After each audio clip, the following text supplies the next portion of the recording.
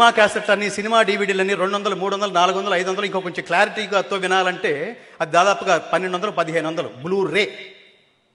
భగవద్గీత పుస్తకం జస్ట్ 10 రూపాయలు. ఎంతమంది హిందువుల ఒళ్ళో, ఎంతమంది హిందువుల గుళ్ళో, ఎంతమంది హిందువుల ఇళ్లలో ఉందో మనం ఆలోచించుకోవాల్సిన స్థితి. ఒక జీవితకాలంలో భగవద్గీత శ్లోకం మనం చదువుతున్నామా, మన బిడ్డలకు నేర్పిస్తున్నామా? నేర్పిస్తే ఏమొస్తుంది? సంస్కృతం చదివితే శబ్దం పరిపుష్టం అవుతుంది. శబ్దం పరిపుష్టం అయితే వాక్కు శుభ్రపడుతుంది. వాక్కు శుభ్రపడితే శుభ్రపడిన వాక్కుతో నువ్వు ఏది మాట్లాడినా అది శాసనం అవుతుంది.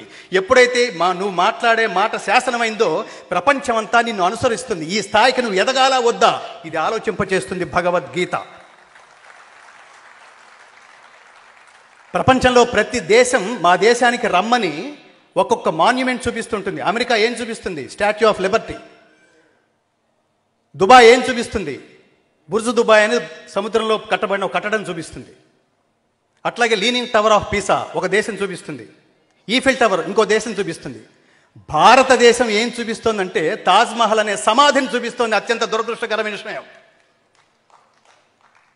మాకు ఇది కనిపిస్తోంది, మీకేం కనిపిస్తోందో చెప్పమని నారాయణ రెడ్డి గారిని అడిగారు.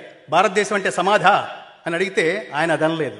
నా దేశం భగవద్గీత, నా దేశం అగ్ని పునీత సీత, నా దేశం కరుణాంతరంగా, నా దేశం సంస్కార గంగా. ఇది భారతదేశం.